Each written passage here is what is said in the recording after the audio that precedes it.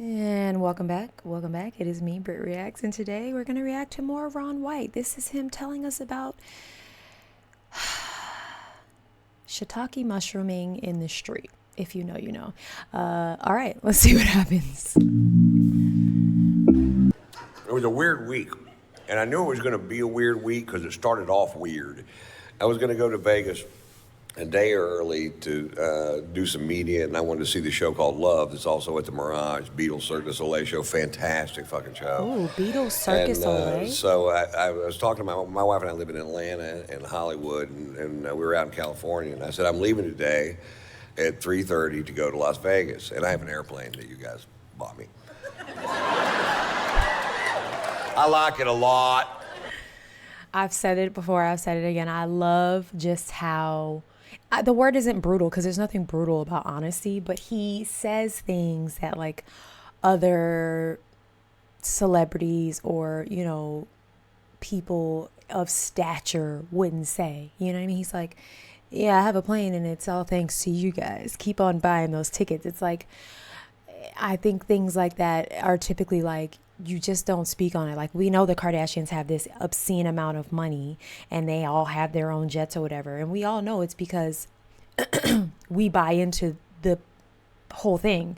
But they don't go around saying like, thanks for my jet, guys. This man does. And I love him for it. I love him. I think it's the same reason why people love and ride or die for Donald Trump, because he literally says whatever comes to his mind. And most of it is what other people are thinking. Just a thought. I like it a lot. Half the Fortune 500 companies in America have let go of their private jets. Not Ron White Inc. I'm flying that son of a bitch straight into bankruptcy. Touche. I guarantee you one day I'll be living in a double wide trailer with shag carpet and I'll have a jet with weeds growing through it. You just I'll live be in the front jet. seat going, push me around some. Bounce me around some. Ew, Ron. And I don't come from money. I come from the opposite of money. I come from no money. That would be the opposite. I lived in a camper in my friend's backyard. He didn't even know I was there. Oh. It wasn't even a nice camper. It was like a homemade pop-up camper. It looked like somebody had duct taped a tent to a golf cart. Oh, gosh. I had a 20-inch Coleman television.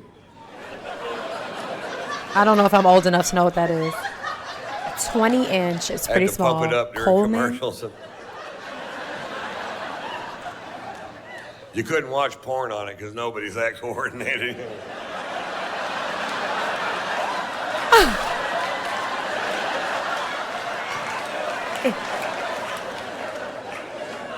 I was broke.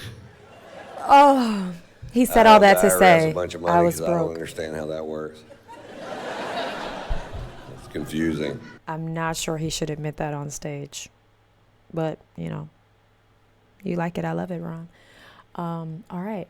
I am old enough to like remember and have had like lived in a house where the TV had like an antenna and you had to like hit the back of the TV sometimes to get it to like give you a clear picture and, you know, dialing with the dial on the TV. I'm old enough for that, but I don't know the brand Coleman.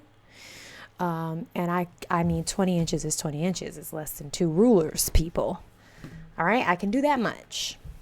Anything else? When I started Ask doing your mom. stand-up, they said that made me an independent contractor, and they said I needed to start filing my taxes quarterly, which I thought meant every 25 years. Kind of an honest My mistake. brain won't wrap itself around shit that complicated, man. My brain does this. That's it. That's all it does. I have attention deficit disorder. I have learning disabilities. I don't have a high school diploma. I'm smart, but you can't prove it on paper. I love this man. I do have a GED, and if you don't know what GED stands for, you probably got one too. What does GED stand for? What does GED stand for? Anyway, I told my wife, I said, Oh, I'm leaving wait. today at 3:30 to go to Vegas. My wife's singer-songwriter, composer, Margot Ray is her name, and Oh, wow. a brilliantly talented woman. And, Wow. And she says, well, I'm working with a guitar player, in the studio till 5 o'clock. You can't wait till 5:30 so I can fly with you. And I said, can you be there at 5:30? And she said, yes, which I knew was a lie because she's the biggest liar I've met in my life. Oh! When it comes, Talk about lifting someone up to tear him down. He just like praised her and then called her the biggest liar he's ever met. And it's like, that is the picture of marriage, though, isn't it? Isn't it? I knew it was a lie because she's the biggest liar I've met in my life. When it comes to how long it's going to take her to get somewhere, I hear her on the phone all the time just lying through her teeth. We're 2 exits away. Traffic's really heavy. We should be there in 15 minutes. I'm like, you're in the fucking bathtub. That's crazy. We wouldn't be there in 15 minutes if we were where you said we were. Honey. But I told her, I said, you get there at 5:30, you can fly with me. But let me tell you something, sugar tits. At 5:31, I am wheels up and I am fucking gone. And I believe it. I believe that's exactly how he said it. I said Sugar that. tits? He's so proud. Not very loud. Oh. This is marriage, But folks. I said it. 5:31 gets there. Is she there? No. No. Do I leave? No. No. 6:01 gets there. Is she there? No. No. Do I leave? No. No. Why? Because this I'm dick scared of won't her. suck itself. That's why. It won't. I've asked it to many, many times. In fact, the other day, I sat my dick down, I looked him straight in the eye, and I said, listen, I know I've drug you into some pretty muddy shit in the last 35 years. I need you to get past that, learn how to suck yourself so I can grow a spine and get on with my goddamn life.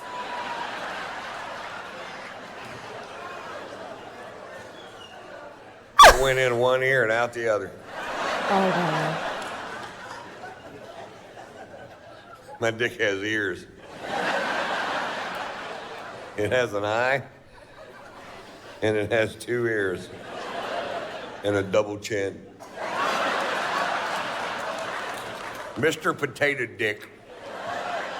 The cutest thing you ever saw. Ron, I got move little on. outfits to Ron, put on them. Ron, One of them's a Ron, raincoat. Ron. Not a condom, a raincoat. A little yellow slicker with that hat. Looks like that fish and chips dude. It's the exact same size as the one on the box. Oh, my God. The yellow box, right? Oh, you guys. I like to say I'm pretty, like, open-minded and not easily, I don't know. I think it's also like a man of his certain age. I just wouldn't expect him to speak so vulgarly. So vulgar. Why is that word so hard for me to say? I wouldn't expect this coming from a man of his, decade age. I'm just making up words for Webster. And I think it's just catching me off guard. Like, I feel like this is how, like, my brothers and their friends talk. And my brothers are all in their mid-20s.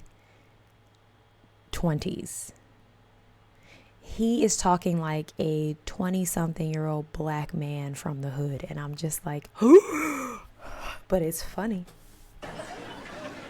It's the exact same size as the one on the box. That's just an interesting fact.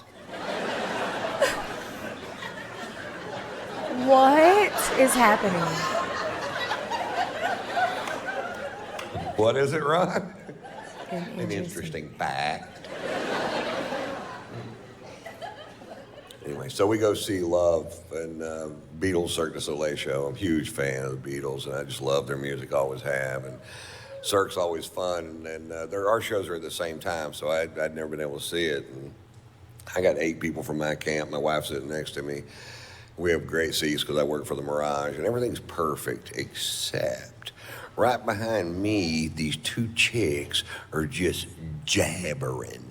Not about the show, just jabbering. Just jabber, can't shut up. Jabber, won't shut up. Jabber, fucking jabber, jabber. That's the worst. The kind That's of chicks terrible. that can talk around a blowjob. You know what I'm talking about? Well, I told him the other day, if you don't fix that goddamn screen door, I'm gonna come out and hurt some fucking people. If I come home one more time, that baby got a shitty diaper wrapped around his ass, I'm gonna I'm gonna go to the swap meet and get a dress to wear to Arby's on Sunday. Arby's? And I turned around and looked. I noticed her husband weren't with him. I figured they're at a gun show trying to find a way out of this fucking thing.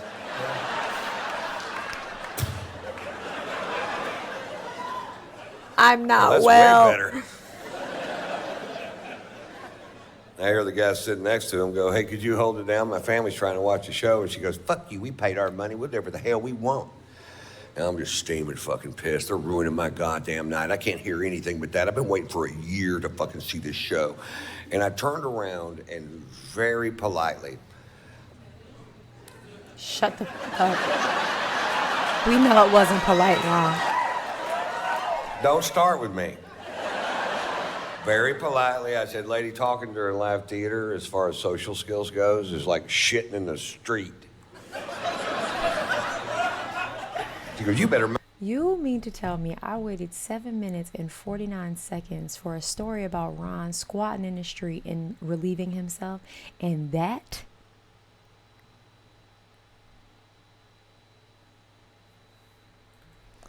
You know, clickbait. That's all I can say. I do it. We all do it. It's fine. It's fine. Shitting in the street. She goes, you better mind your own business. I said, you better quit shitting in the street.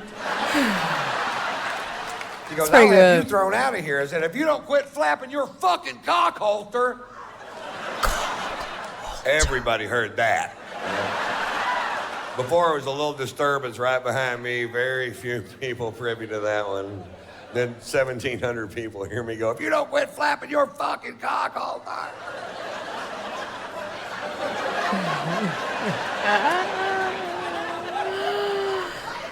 This all in a show called Love, by the way. I had her murdered and buried in the desert. It's Vegas, baby. Careful who you fuck with. And legend has it, if you go out into the desert and the moon is full and the wind dies down, you can still hear her yapping. I'm a street shitter. I'm shitting in the street. Did you? What the fuck was that? That's that chick Ron killed. They call this Jabber Gulch. Oh, dear God. Guys, I need to go process and then recover. Have to take